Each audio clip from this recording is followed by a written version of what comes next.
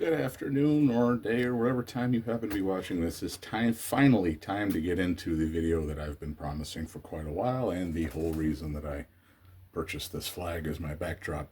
I'm going to be doing a little talk. I'm actually breaking up into two parts because of the amount of work I've put into it. It's different halves of the topic. It's time to talk first in this video the development history, and then later on the operational history of what's probably my fourth or fifth favorite, most impressive and attractive thing to ever come out of Romania. That is to say, well, if I was to say I was going to talk about an aircraft that was designed before World War II, yet served all the way through the course of the war, you might think I was talking about the Bf 109, but nope. Or maybe the P 38, but again, no. This is one that a lot of people, now that it's appearing in games, say looks like it might be an ancestor of the Focke-Wulf 190, or potentially the illegitimate love child of the F4U Corsair and the Focke-Wulf 190. But believe it or not, it shares absolutely no DNA with any of those aircraft. In fact, it is time to talk about the IAR-80 and 81. I've done a little bit of video about it. The IAR-81C as it appears in War Thunder, but it's time to talk about the whole series of aircraft. Interesting, fascinating topic. Very little known till relatively recently outside of Romania and Eastern Europe, mainly because of the, let's just say, turmoil caused after World War II when it and so many other countries around it ended up, whether or not willingly, added to the Soviet sphere of influence. A lot of records were destroyed. None of the aircraft survived. So it's been a little hard to find information, a little hard to get the aircraft known outside of that immediate area. Ai spus că este al patrulea sau al What? cincilea în preferințele tale. Pardon? Care sunt primele 3 sau 4?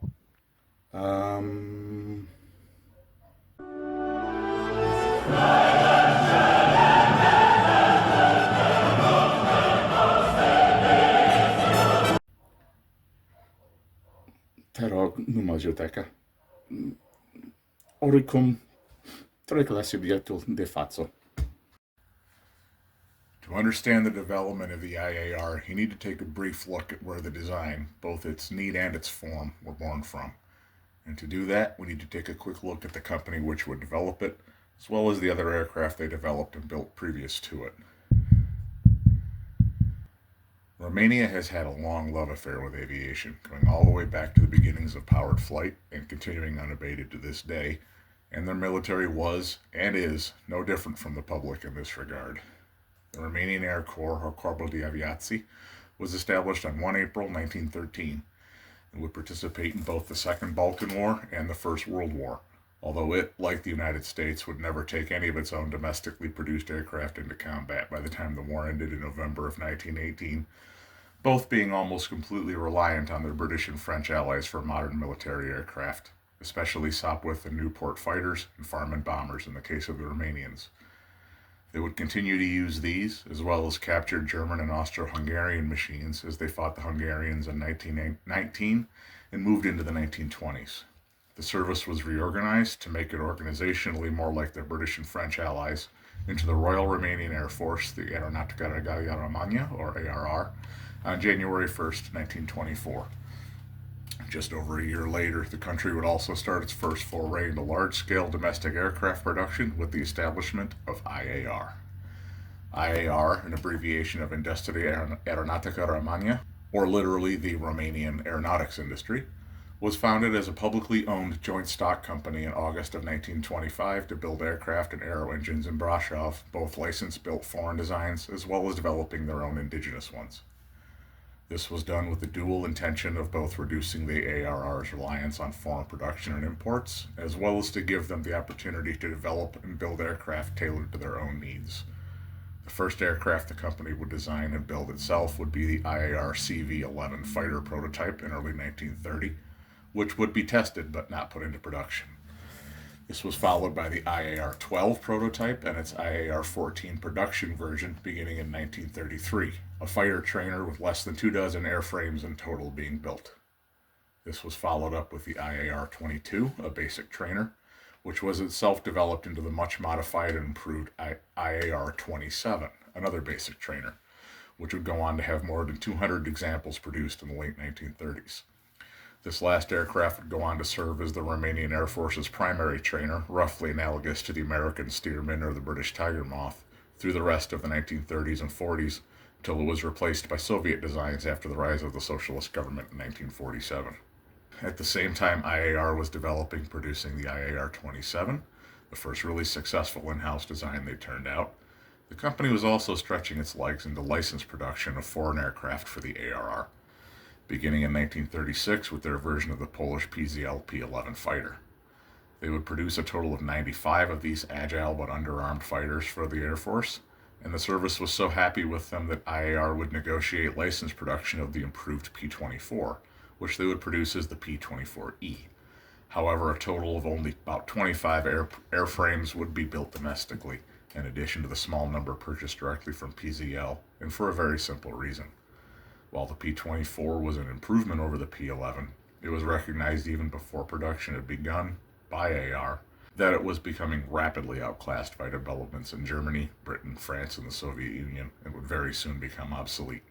In response to this, IAR had begun a private venture in October of 1937 to develop a proper modern fighter that could, above all, be constructed as much as possible with locally procured materials, including engines, radios, and anything else they could actually produce at the time, or potentially make themselves at some point in the future.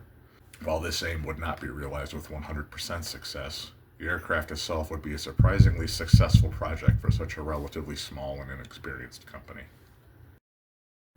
With the admission that the newest aircraft acquired by the ARR was already nearing obsolescence with the rapid advancements in aircraft technology of the late 1930s, IAR itself submitted a proposal to the Romanian government in November of 1936 to develop an entirely new aircraft for domestic production and use, which they referred to as the IAR-80.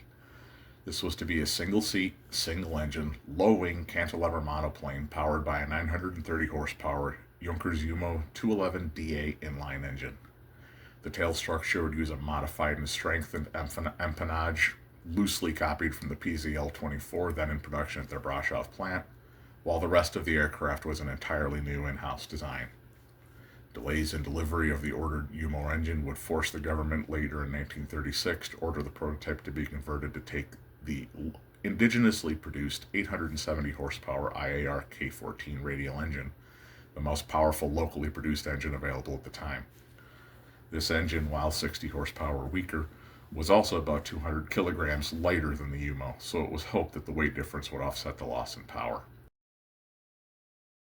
3 years, several revisions, and 180,000 man-hours of design and construction work later, the prototype IAR-80 was completed. It made its initial factory test flight on 4 April 1939. The official first flight took place on 12 April, and it was flown to Papera in early May. In front of the assembled government and military officials at the field, accomplished French aerobatic and test pilot Michel Detroyat took the plane into the air for its first official test flight, which apparently went well, until he landed it. While taxiing back, the main wheels became bogged down in soft ground on the grass aerodrome and nosed over, breaking the propeller and damaging the engine. The aircraft was disassembled, returned to Brasov by train, and reassembled and repaired with a wooden replacement propeller before test flights continued. The prototype made its first public appearance on 20 July 1939 at an event for the feast day of St. Elijah, the patron saint of Romanian aviators, where it made several low passes over the assembled crowds at Cotroceni Airfield. By this point, several shortcomings of the aircraft were already apparent to the test pilots. For one, the K-14 engine, despite being lighter, was still deemed to be grossly underpowered for the weight of the airframe. Likewise, visibility from the cockpit in all conditions, but especially when on the ground, was deemed unsatisfactory, with the pilot seated low in the cockpit, which was itself set so far back from the nose and above the forward-mounted wing that the view when taxiing, taking off, and landing were universally deemed atrocious. Similarly, the initially planned armament of two 7.92mm Browning machine guns mounted in the wings was compared with, well, pretty much every other aircraft then in development or production, and deemed utterly inadequate. Changes would need to be made to the aircraft before it entered serial production. The initial prototype completed test flights, including mock combat trials, by the end of 1939. After reviewing the reports of the test pilots and designers, a production order for 50 aircraft was placed by the government under contract number 2027/1939, however, with some significant changes from the prototype. The most visually noticeable of these changes started at the nose, where the engine cowling, exhaust, supercharger intake, and cooling vent arrangement were all given a major alteration from the prototype. The nose was lengthened by 74 millimeters. 5 cooling vents were added to the upper side of the extended section on each side of the center line. Coolant flaps were added to the redesigned cowl, and a new exhaust stack arrangement was implemented. A new rectangular intake for the supercharger was fitted, and the now enclosed cockpit was moved slightly aft of the redesigned forward fuselage, and now fitted with a sliding plexiglass hood and revised windscreen. After the cockpit, the spine of the rear fuselage was completely redesigned, made taller, and strengthened. The tailplane was also redesigned, strengthened, and the external braces on the prototype were removed. The rudder and elevators were both fitted with trim tabs, adjustable by the pilot in case of the elevators, and the design of the rudder was revised, and a white navigation light was fitted on the vertical stabilizer. In the wings, many more changes were also made. The span was increased by 520 millimeters, with the ailerons extended as well, and given an additional pivot hinge and another external balance. Navigation lights were added to the wingtips, and the intake for the oil cooler was enlarged. The armament was doubled to 4 FN Browning 7.92mm machine guns with a total of 2,400 rounds, or 600 rounds per gun, and changes were made to the ammo belt and gun access panels. The guns could only be charged by the armorer on the ground, meaning the pilot couldn't clear a jam from the cockpit, a design feature I am personally at a loss to understand in a combat aircraft. It was fitted with a simple ring and bead gun sight, a German radio, and a French oxygen regulation system, and a manually operated fire extinguisher was installed. You hear that, Gaijin? The landing gear struts and doors were improved and simplified, removing the lower gear door and adding a scissor link to the front of the strut. After the first 20 examples had been accepted for service and put through their paces, a few changes were made. A brace was added to the tail structure just behind the cockpit to increase rigidity, and the ring and bead sight was replaced with a gauze, I believe that's pronounced, reflexive sight. These modifications were retrofitted to the first 20 examples. It's this early in the production series that the bugbear of all World War II aircraft programs with limited resources began to rear its ugly head. That is, an increase in weight with no increase in engine power. Starting with airframe number 51, the type was modified with an additional pair of 7.92mm machine guns. However, the ammo load was retained at 2,400 rounds, which dropped the rounds per gun to 400 from 600. Due to difficulties in obtaining the Austrian-built Gortz gun sights, they were replaced officially with a locally produced version of the Telereflex type sight, although the Gortz examples were still used until supplies finally fully dried up. The new sights would be fitted in when the airframes were overhauled later in their service life. A wooden propeller was tested on airframe number 58, as was a lengthened control stick, but both proved unsatisfactory and weren't progressed with. In preparation for the upcoming Bopie version, or Bombardement in Piquage or dive bomber, but really more like fighter bomber, or equivalent to the German Jabo designation, the airframes, starting with number 76, were modified with shorter landing gear legs, moving the wheel wells further from the center line and giving the clearance for the under-fuselage bomb. This had the benefit of slightly lowering the nose. Prop clearance was dropped from 375 to 300 millimeters, and improving the pilot's view on the ground, but the shorter gear struts were stiffer and provided a bumpier ride on the ground. Similarly, the flaps were adapted to now be deployed in one of two positions, 45 degrees for takeoff or 60 degrees for diving, and the flaps themselves were strengthened to take the strain. A new flap design was devised at this time as well, but production and supply issues would prevent its addition to production examples until airframe 151 in the IAR-80 production series. We're skipping a production series at the moment, which will make sense in just a bit. This was a continuation of the previous entry after the initial batch of IAR-81 was completed, and the only real change, aside from a few changes carried over from the IAR-81 production minus the bomb-carrying equipment, more on that in a moment, was a reshaping of the pilot's headrest starting with unit number 131. Otherwise, it continued to be the same aircraft. Skipping ahead again, these were the final continuation of the IAR-80A type. forced by the unavailability of the guns needed for the upgunned IAR-80B at that time. More on that when we get to that type. All of the IAR-80 type, 80A type, were found to be woefully undergunned for shooting down modern military aircraft, especially armored ones, and were increasingly pulled from frontline service, starting with the first 50 examples, which only sported 4 rifle caliber machine guns, and relegated to training and home defense roles. The government issued IAR with a requirement for a dive bomber version of the IAR-80 on 2 February 1941, but it took over a year for the plan to bear fruit.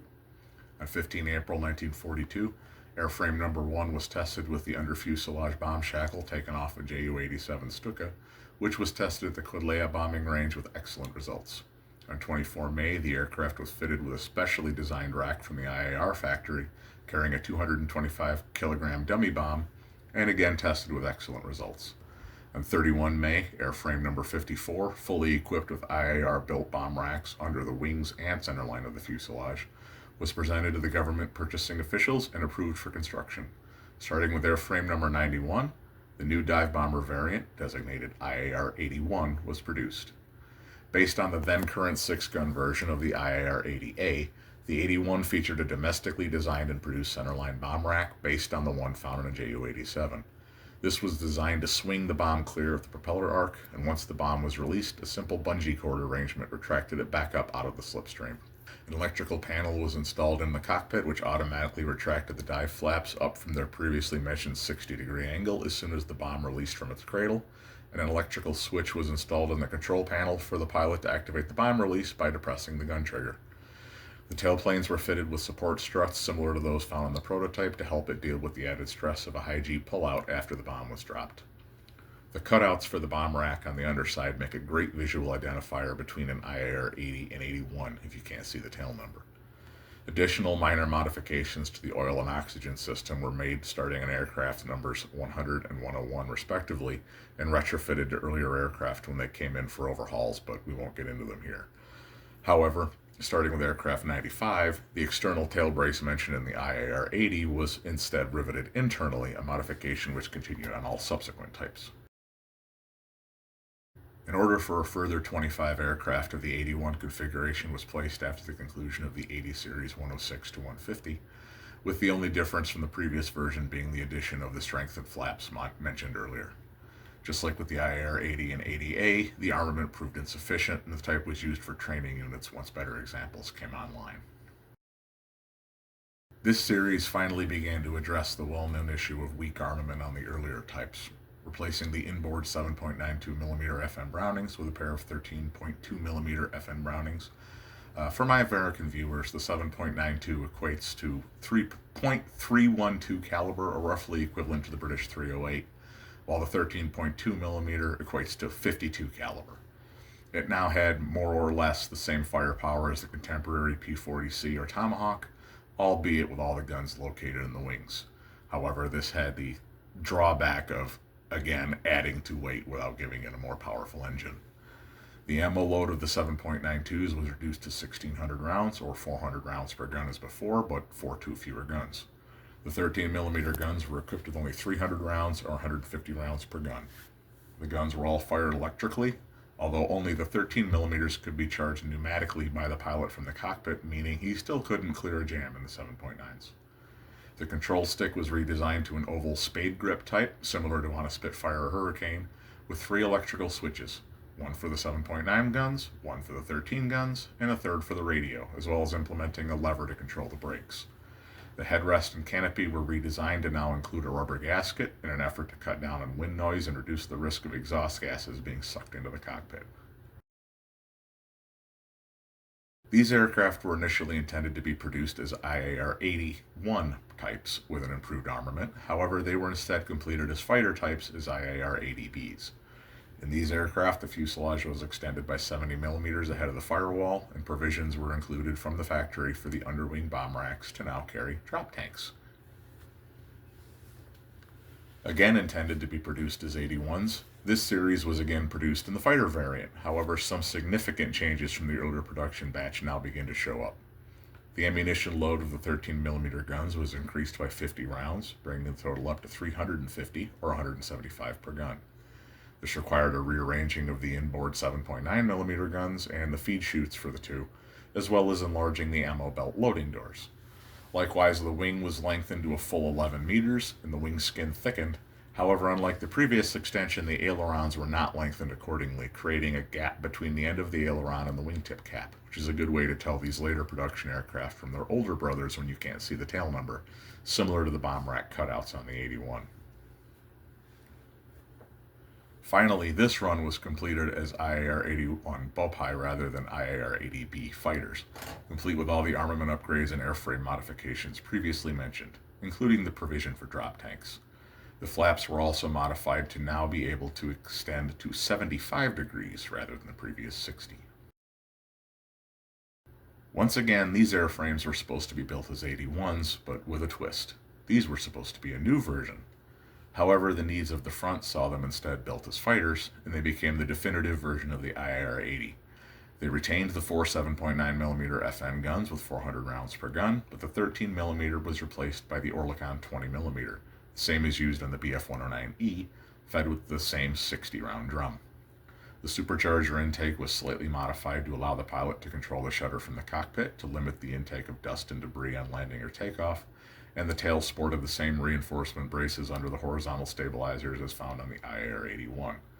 It retained the wing-mounted drop tank brackets, although those were now updated to support a payload of up to 100 kilograms.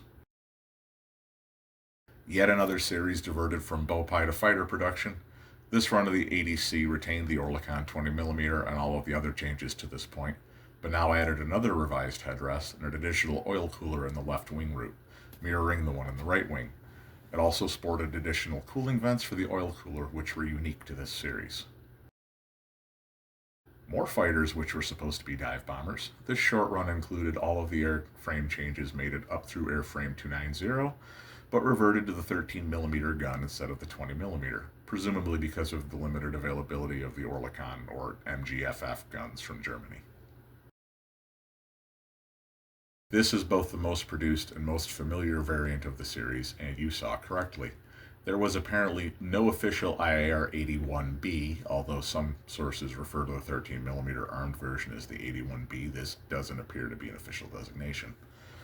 The 81C accounted for fully 1/3 of the whole production run of the whole type and implemented all of the changes introduced incrementally in the earlier variants.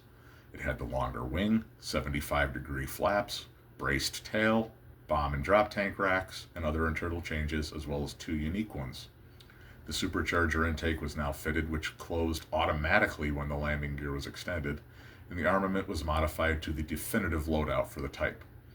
The 7.9mm were reduced to only one pair, with 1,400 rounds or 700 per gun, but the Oerlikon 20mm was replaced with the excellent Mauser MG151 20mm, the same as used on the BF-109G, with 175 rounds per gun. This would be the version to see the most action and would survive in frontline use until the end of the war and a bit beyond. With the previously mentioned shortcomings of the 4 and 6 gun variants, it was intended, following the introduction of the 81C in mid-1943, to upgrade all of the 6 gun airframes, both 80 and 81, to the same weapons loadout as the 81C. These modified frames were referred to as the IAR-80M, M standing for either Mauser or more likely Modificat or modified, and the intention was to do it to all of the older examples, but the state of things at the time, especially supply of weapons from Germany, meant that this was never accomplished, and photographic documentation only confirms the upgrades being made to about 30 airframes, a drop in the bucket when you consider that 300 of the 4 and 6 gun variants had been constructed, although certainly not all of them were still in service, or even in existence by that point to actually go through the upgrade program. It's unknown what percentage of available airframes this actually accounts for, but it's only 10% of the entire production run to that point, so likely very few of them actually reached combat units at the front. The final production version of the series, it was proposed in 1948 to convert some of the existing, but now pretty much utterly obsolete, IAR-80-81 series to two-seat trainer aircraft. The conversion seems to have been undertaken in about 1950 to 51 at Pepera, but it's unknown how many were actually converted. Only about 15 can be confirmed by photographic evidence, so the full amount is a mystery. These aircraft had an open cockpit added ahead of the normal one and could carry a reduced weapons loadout, apparently either the 7.9s or the MG-151, but not both, to be used in gunnery training. Pilots and students apparently loved the aircraft, but they didn't stay in use for very long before being retired in favor of newer Soviet trainers then being introduced into the now socialist Romanian Air Force. As mentioned way back with the prototype, the airframe was originally supposed to be equipped with a more powerful inline engine than the K-14 Radial, which eventually would go on to power it. As early as 1940-41, before Romania was even at war, they requested a DB601 engine, the same as used on the Bf-109E, for test purposes, and it was fitted to airframe number 13 and test flown on 21 April 1941. Apparently, the vibration was so bad that the aircraft was almost completely unflyable, and the test pilot Alexander Frim was barely able to get it back to the field to land safely. The results were so discouraging that the project was abandoned after only one test flight. In 1943, with production of the Bf-109G to start up at the Brasov factory, it was decided to attempt to fit the newer DB605 to the airframe.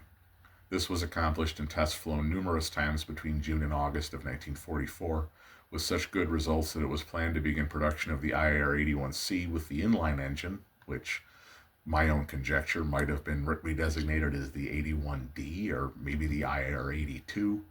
There's no answer to this, but I'm sure it would have been something else. However, the changing war situation and supply problems meant this never happened. Oddly, the only inline example to be photographed is also the most mysterious. At some point, an unknown airframe was fitted with the Jumo engine pulled from a license-built SM-79B bomber. Apparently, the tests did not work out, as this seems to be the only example so modified, and some accounts confuse the dates, names, and results with the DB601 tests, which may or may not mean that the results were the same. But after this much time and likely the long ago passing of anyone involved, it's doubtful any more real information about this will come to light. As one of my own, I would like to conjecture that instead of fitting it with the DB605, perhaps installing the BMW 801 as used in the Focke-Wulf 190 Anton series would have netted an even better result. It's almost certain that the Germans would never have allowed it to be license-built in Romania, and certainly their own production would have been unable to supply IAR with the engines. But considering the possibility of the IAR-81C with its excellent handling and firepower being mated to an engine which could produce up to 1,970 horsepower versus the 870 to 1,000 horsepower, depending on the source available in the K-14, it's enough to make one really wonder what could have been. Really, the whole story of the IAR-80-81 is another example so common to Axis aircraft of the era. That is to say, an airframe with excellent potential let down by more powerful engines not being available. Nearly everyone who flew it in the early years commented favorably on its flight characteristics, which we'll get into in the next video where we talk about it in combat, comparing it favorably to such contemporaries as the Bf-109E and the Hawker Hurricane. However, it was severely limited for much of its early run by weak armament, and later by an engine which didn't allow it to remain competitive with American and Soviet aircraft which opposed it in ever-increasing numbers after mid-1943. By the end of the war, it was a highly agile, well-armed, and reliable aircraft let down by a woefully inadequate power plant. And the fact that it was so little known outside Romania at the time as to be completely misidentified by its opponents, which again we'll get into in the next video, coupled with its removal from frontline service almost as soon as the war ended and all examples being scrapped by the socialist government in the 1950s. Yes, I said every example. Even the two non-airworthy examples currently residing in Romanian museums are scratch-built replicas, basically just one-to-one scale model kits, led to its not only being almost completely forgotten by the wider world until after the fall of the communist government, really starting to re-emerge in the narrative of the air war only in the 1990s, 50 years after it last flew, but even to being largely forgotten in its own home country over the same period. This has somewhat been improved since the start of the 2000s by more books being published on it, as well as its appearance in several flight sims and video games, most notably the IL-2 series and, more recently, War Thunder. Sadly, the digital versions of these aircraft, I feel, don't really do them justice, as with no flyable examples currently in existence, there is no real-world data to use for developing their flight models, so any depictions of them are, at best, pure guesswork. However, thankfully, that situation may change in the coming years. As of the production of this video, there is an organization in Romania known as IAR-80 Fly Again, which is working away at the process of rebuilding an accurate, airworthy example of the type. They've graciously allowed me to use illustrations and images from their website in this production, and if you want to know more, or like me, want to help them reach their goal, there is a link to their website in the description below. I'm also indebted to Razvan Dragu, who gave me permission to use some of his excellent illustrations of the IAR in both this and the subsequent video. You can likewise find his site links below. I strongly encourage you to check them both out. They've been very helpful and would appreciate the exposure, I'm sure. Also, a quick but big thank you to my friend Radu Breton for providing the voice for that little bit of poking fun at myself back at the intro to this video. When I was writing the script, the idea came to me, and once it was in my head, I had to get it out. So thank you for helping me with that. So as always, thank you for watching this. Please give a like and subscribe. There will at some point be the second part of this video coming out where I will get into talking about it in combat and comparing it to other aircraft and things like that. But I haven't started working on that one yet other than compiling sources. So that might be a little while coming yet. And I'm sorry for how long it took me to get this one done. I finally just had to knuckle down and do the script and get it recorded. So once again, thank you for watching. Hopefully we'll see you on the next one. Be good to yourselves, and we'll see you later. Bye-bye.